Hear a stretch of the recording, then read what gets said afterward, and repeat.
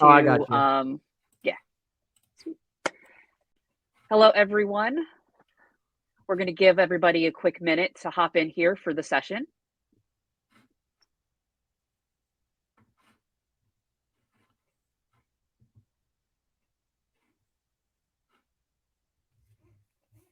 Check 1, 2. Can everyone hear me? Okay.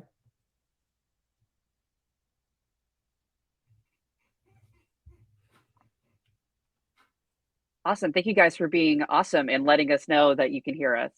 Perfect. All right. So we'll go ahead and get started. Welcome everyone to Marjorie. Good afternoon if you are on Central or the East time, or if you're a little behind us and had a late start. Good morning still. My name is Amanda Rhodes. I'm from Sercante, and I will be moderating today's session. So it's a pin message as well, but just a quick reminder. Yes, these sessions are recorded and will be available on demand after Marjorie is over. We will also be following up with them via email. And if you'd like a different track, you can click change track in the bottom left or click on agenda at the top to find a different session. But I'm sure you're going to want to stick around to hear our lovely speaker here. I want to introduce you guys to Ryan Cammisa, and he's going to tell us everything we need to know about how we can fully maximize our Pardot investment. Ryan, take it away. Thank you so much. And hello, everybody, all of our Marjorie participants. Wonderful to be here and speak with you all today. Yes, my name is Ryan Cammisa. I'm a co-founder at Cloud TJIC. Here to talk all things maximizing your investment. You've made the decision to purchase this technology. Now, what's the next step, right? Maybe we're growing in our marketing journey as an individual, professional, or our team is rolling these things out. So really here to provide the next step, some tips and tricks along the way. So very excited to be with you all. And we got a action-packed 25 minutes, so stick with me. There's a lot to cover. But yeah, any questions, just throw them in the chat. Quick shout out to the sponsors, as you've probably already seen on a couple of slide decks from previous sessions, but it's really wonderful for all these folks to step in and make things like this happen. I absolutely adore the Salesforce partner community and the community at large of people just bringing in their best practices. So it's wonderful to see this. Okay, what is Pardot account engagement, MK, marketing cloud account engagement? I'm an old soul when it comes to marketing automation. I still call it Pardot. Old habits die hard. But what does it do? What is it supposed to do for me? Well, it's a revenue tool. Pardot's a revenue tool designed to really do 4 things. And the 4 steps to full utilization is through capture, nurture, automate, report. Capture, nurture, automate, report. Where are my revenue driving leads coming from? How are you finding me and where are you converting? And then once you come over the line, how do I uniquely educate you? And are you the persona that fits that right model? Beyond that, leaning into the technology to automate the process, marketing automation, right? So I want to make sure there's anything with like lead assignment, routing, scoring, grading. If this happens, then that happens, right? So it's a chance to get kind of exciting and into the weeds a little bit. And then reporting. I have to bring everything full circle. I can't justify my investment or the time I spent on activities if I can't show that through revenue reporting and KPIs. So very important that we bring these all together at the end for that capture, nurture, automate, report. And we're going to talk about those 4 pillars today over the 10 steps that we go through. So just a glossary of topics that we're going to hit today in order. A little setup checklist we're going to dive into. And then as you see here, some of the main topics. But again, you'll have this as a takeaway post-show. Okay, great. So what we're looking at here is our first starters setup checklist.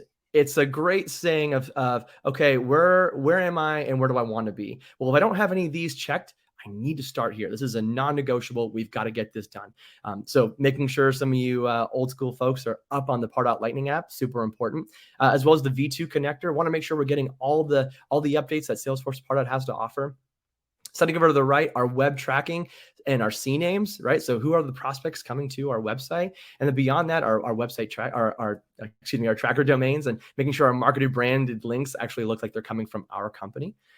Deliverability settings, the proper include statement on SPF records. Anytime you're getting into the spam folder or seeing some bounces, as well as DKIM or DMARC needs. Below that, the IP warming. So if we're brand new to Pardot, are we going through an IP warming exercise? Sending good email right out of the gate to build our reputation. And then the folder structure and asset nomenclature, we'll get more into that in a little bit, but super important. If we don't have a strategy around that, or at least a V1 idea, we definitely want to roll that out. And then the last piece there, just the HTTPS enablement. So anything I want to create moving forward will certainly be secure. So if you haven't yet, if you're missing one check mark on this page here, definitely go back. It's also just a good refresher to say, hey, do I have everything connected the right way?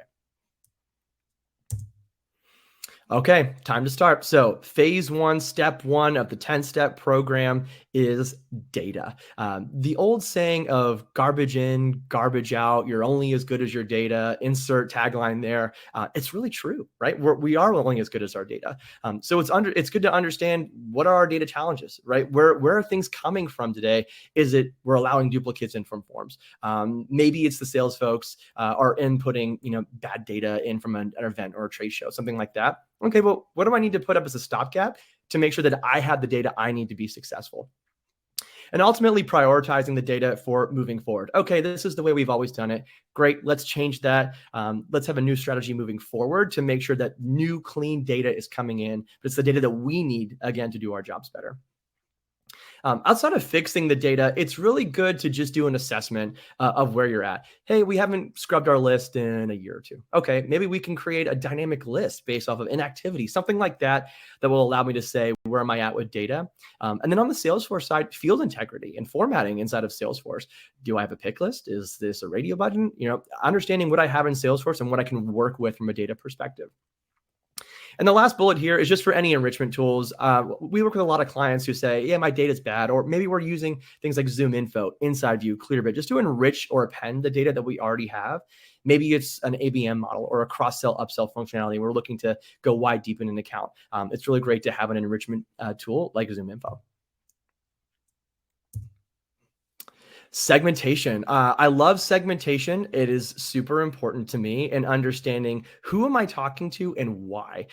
If you don't think that this is a tool that's just made for batch and blast, that's definitely one part of it. But separate relevant tracks are always fun. So how do I build my lists? Well, we can do that through data that we just talked about in CRM. I can pull that in through fields and build my ideal list dynamically, right? Again, marketing automation, leaning into my investment. Do we have written buyer personas? Who signs the dotted line for us? Or who's part of this economic influence as part of this persona? So I can put those into lists. Also the structure, I want to make sure that, hey, if I'm going to message the CEO and maybe I also message like the marketing manager, well, would they get the same message? I'm not sure, right? So it's a good idea to segment appropriately based off the quality of the messaging and the content that we're going to be sending them. Segmentation rules are always fun. Again, leaning into the automations. I want to make sure that we always have those criteria-based segments. This is also a really great key feature to pull out when we're talking about email preference centers and getting people to opt into more options that we have for our different audiences.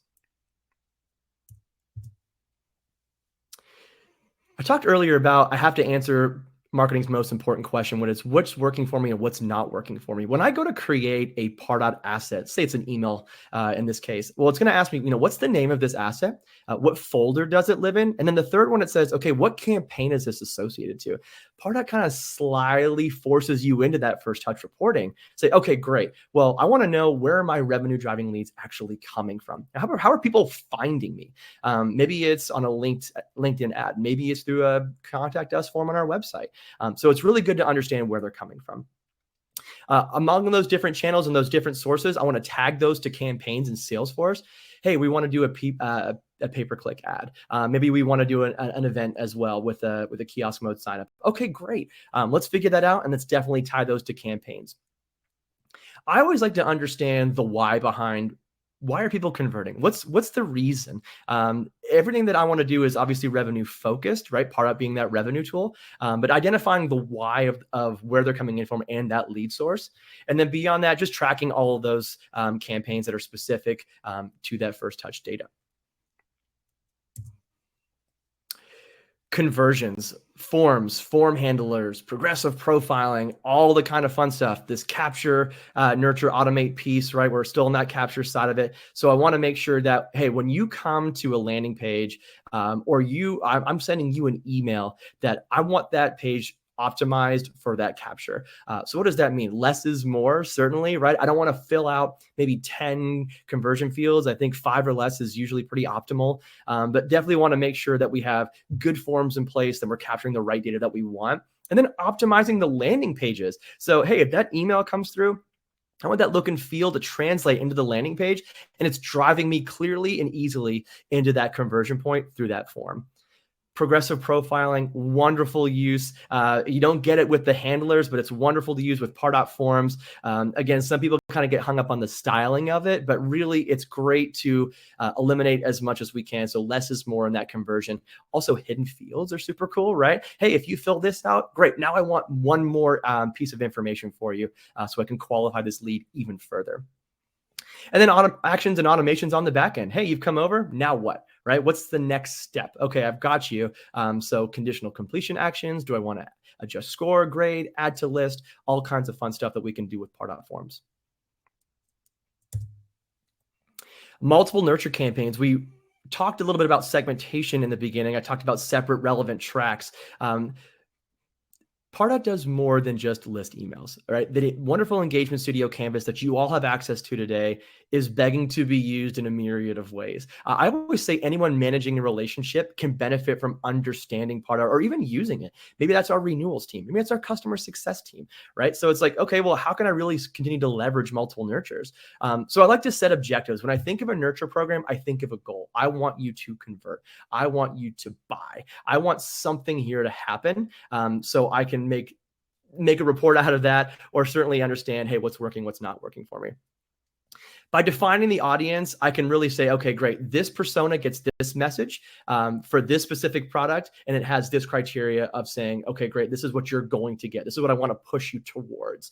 But then you can get a little bit of a gray area, right? We don't want to be too salesy. We want to provide value, uniquely educating, right? You're different. How you sell and how you market is different. So understanding what the goal is super important, and how we speak to those in our audience. Beyond that, the timeline of saying, okay, great. How do I want to track this? We like to date stamp all of our things, right? Making sure that we have date stamp on our campaigns. But we say, okay, we're going to run this nurture for the next 6 weeks. It's going to have this many emails. We're going to create this different logic. Or maybe it's an always on campaign, or an always on drip campaign, or 6 month nurture campaign, just depending on what it is. But it's I love having multiple nurtures running so I can see more things like campaign influence and some other reporting, which we'll talk about a little bit later.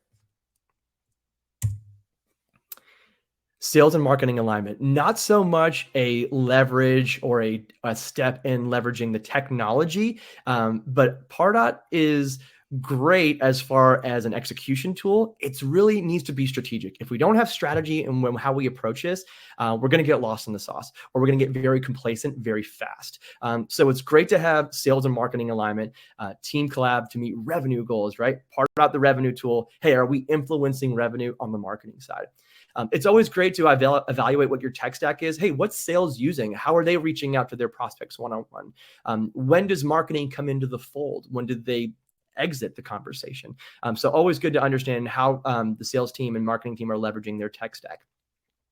Having an SLA in place is crucial. What does each team need from me? Hey, sales team, I need this, this, and this in order for this person to come into a marketing drip. Hey, marketing team, I need XYZ in order to have this person completely qualified so that I can reach out to them. Or I know how to drive this conversation now because you've given me the data I need. Hey, thanks so much, right? Bridging the gap, sales and marketing are married. It's good to set these parameters as soon as you possibly can. Content and messaging is always important to me. I meet with a lot of clients who say, yeah, we have a sales team using SalesLoft or Outreach, and we don't really know what they're saying. Like, they're kind of just out there putting their own cadences together. Yikes. So it's always kind of cool to be like, hey, we're driving content here targeted to this. We're saying this, a particular vernacular or rhetoric. You should match that, but not in an HTML glowy sort of marketing way, but maybe a more direct concise approach. But I always feel that it's really important to understand content for your personas.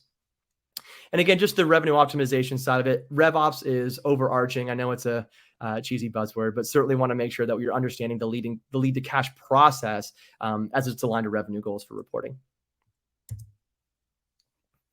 Qualification, scoring and grading, things I have access to today in Pardot. It seems to be a feature that a lot of people kind of say, yeah, we have grading or we have out of the box or scoring, but we're not customizing it. Okay, well, we can do that, right? I want to separately qualify my prospects using this technology. So understanding lead scores, right? Their interest in us, grading our interest in them. Again, this is where a lot of our personas come into play. Who we're going after, we can really grade them on that ABC sort of level. Scoring, hey, they came to our page and they filled out a form. Great, they broke the threshold. So really want to understand what those could be and what those mean to you.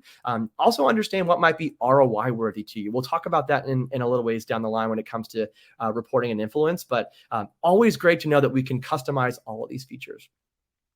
The quality of our leads is super important. Obviously, we talked about sales and marketing alignment. So we want to make sure this is ironed in. Maybe sales wants to have more of a qualification. Maybe you only need a certain qualification to get to the next step, whether that's in a lead cycle.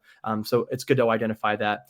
And then we already talked about the threshold side, but what about the degradation process? If somebody goes inactive for 3 months, 6 months, well, okay, maybe we start to peel back some of those scores so they're not so maybe high as they used to be, or saying, okay, great, well, maybe we still need to continue to warm this individual because they're not ready yet. Okay, cool. Dynamic content. One of my favorite features. This is the fun stuff, right? Kind of getting in that capture, nurture, automate section where we can really start to build a lot of cool things with dynamic content. Email and web content, multivariate testing, all kinds of cool things that you have at your fingertips. What does this mean when we use in dynamic content? I want to drive more engagement. I want to increase this engagement. I want to talk to my prospect about their specific needs. I want to answer the questions that they have. This allows my time to value to really be a lot shorter. So I say, okay, great. Now they're getting the right messaging at the right time. It's delivered to them, custom content, at least it feels that way. But it gives them less time doing their own due diligence. Hey, let me provide you the content. I know you, right? I know your persona. I've spent months researching it. Great. Let me deliver the content to you that makes sense. Skipping the extra step for me means quality and quantity versus quality. So what I can say in maybe 2 emails in a landing page versus 6 months of just dropping in an email every week, or maybe it's just an e-newsletter blast. So really think about how you're spending your time developing dynamic content. Don't overdo it. Don't overthink it. Again, less is always more, but certainly an interesting point to call out. And again, just you want to just shorten that journey. I want to get to yes or no as fast as possible when it comes to marketing. Either you want in or you want out. So what can I do to sort of shorten that cycle? Attribution. Ooh, super buzzy in these days. We always get people, yeah, we want an attribution model. We want an attribution model. Okay, great. Well, there's a lot that goes into attribution. Some steps you got to take in the beginning in order for us to see this data over time, and then we can really start to play with it a little bit. So really, what does that mean? A campaign hierarchy system that's super important, right? Understanding parent, child, grandparent, grandchild. This was news to me a couple of years back, and I worked with some really great people to help me flesh out what campaign hierarchy means. There's tons of great information out there about campaign hierarchy in Salesforce, but I suggest you all kind of take a look at it. But having a great hierarchy with a naming convention, extremely important. As far as the follow through, we want to add the appropriate campaigns. One of our solution architects that we work with has sort of coined this term everyday attribution, but just understanding, what do we want to track and how do we want to roll things up? Beyond that, contact roles and opportunities, it's a must-have. Talk to anyone in the space, they'll say, yep, you got to have that contact roles and opportunities. A lot of the times it's a sales adoption functionality, right? There are some places in some people in place now that can say, okay, great, we have to do it this way. This is a required field. We can have multiple contact roles and opportunities. But again, I want to track all that back I want to see campaign influence or any attribution models over multiple campaigns. And then the member statuses. The number one question for attribution for me is which engagements are driving revenue, but which one of those interactions are actually ROI worthy to me? Email opens, do they matter? Yeah, maybe they do. Form conversions, okay, now I'm listening. So it's really just understanding what's important to us from an attribution model. This is not a one size fits all. It's certainly not a set it and forget it. But when we have a campaign hierarchy structure set up with an asset to campaign alignment, we can really see the value of not only Pardot, but also Salesforce as well. Okay, Last step, campaign alignment. I kind of just talked about it. I had to choose the spaghetti and meatballs image there on the right because I always feel like these are really where they get married with the Salesforce and the Pardot side of the house. Talked about asset naming conventions, folder structures, mirroring that in our campaign hierarchy naming conventions too, fleshing that out, taking time to really make sure that it all makes sense so that if we hire up new talent in the future, they can come in and roll this out. If we continue to expand or we bring in business units or we do acquisitions, hey, great, this is how we create campaigns. This is how we name campaigns. And this is how we name assets inside of Pardot. And then again, we're allowed to blend all of those together to get the KPIs that actually matter to us. So understanding an asset to campaign alignment, could it be one-to-one or one-to-many? Also want to roll up and understand our different tiers. We can have up to 5 tiers inside of our hierarchy. So what does that look like? Again, it's not one size fits all. So definitely something that's more strategic for you. Maybe it's more based on annual or years or timelines. Maybe it's based on just different campaigns, whether that's events or webinars or just email campaigns. And then, like I mentioned before, the naming convention is just to understand what gets included from a campaign. Is it a field? Is it an abbreviation? I know Sir Conte has done a really wonderful job of doing a naming convention sort of calculator for campaigns, which is really cool. So I implore you all to check that out as well. In conclusion, the setup checklist, like we talked about before, making sure we have all those check marks in place today. Want to make sure you've got everything that you possibly need. Again, the strategy for all of this is the capture, nurture, automate, report. I've worked with clients in all different sizes, all different verticals. It really comes down to those 4 pillars of the capture, nurture, automate, report. But you're unique, you're different, right? So what does capture, nurture, automate, report look like for your organization? And most importantly, you can use this as a sort of accountability sort of checklist for yourself, right? Like, hey, where am I today with data? Where am I today with segmentation? Where am I today with multiple nurture campaigns? Okay, where do I want to go with sales and marketing alignment? Where do I want to take dynamic content? And then like, what's the next step, right? What do I need to do next from an attribution perspective or a campaign alignment perspective? How do I level up in the space? So if you can ask yourself those 3 questions as you're going through this checklist, guaranteed to avoid complacency in the space. But again, you'll have all this to sort of check yourself on after the event. So thank you all for listening to me. Hopefully it was informative, a little enthusiastic. Obviously, I have a passion for the space. I love talking about this stuff. You can always shoot me an email if you have any like one-off questions. I'm happy to take like 20, 30 minutes individually. We can talk about your org, kind of where you're looking to go. I also would suggest you all to connect with me on LinkedIn. I'm not a huge social poster, unfortunately. I kind of mostly heads down in the work, but I'm happy to connect with you all on LinkedIn. Okay. Do we have time for any questions? A little over 2 minutes. We had 2 great questions. One of them was already answered by a bunch of people in the chat. So thank you, Shannon, for providing your dedupe information. So one of the questions that we got was, how do you handle duplicates in Pardot since that allows multiple prospects with the same email? And so Shannon provided one of their resources. Do you have any advice on what people should do to help reduce those duplicates? So reducing duplicates, and sorry, repeat the question just one more time. Sure. Okay, here it is. Perfect. Yeah. How do you handle duplicates in Pardot? Typically when they come in, right, what we're doing is we say, okay, we've got these dupes. There's a number of ways. I can say, hey, let's create a dynamic list. Let's run that against criteria. The other piece is validation rules, fuzzy logic inside of Salesforce. So when that gets passed over as a lead inside of Salesforce, okay, great. Does it meet the criteria? Does it fit here?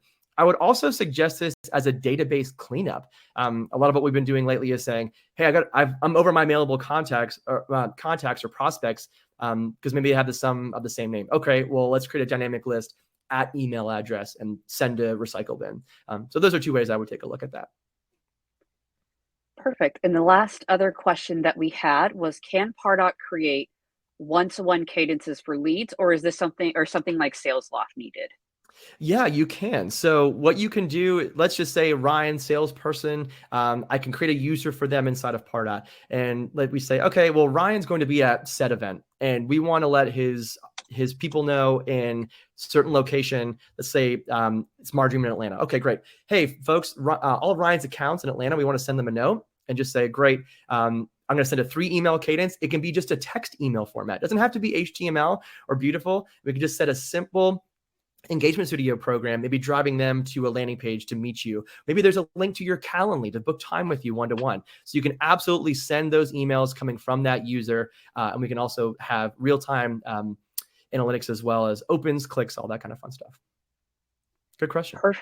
Perfect. Yeah, wonderful question.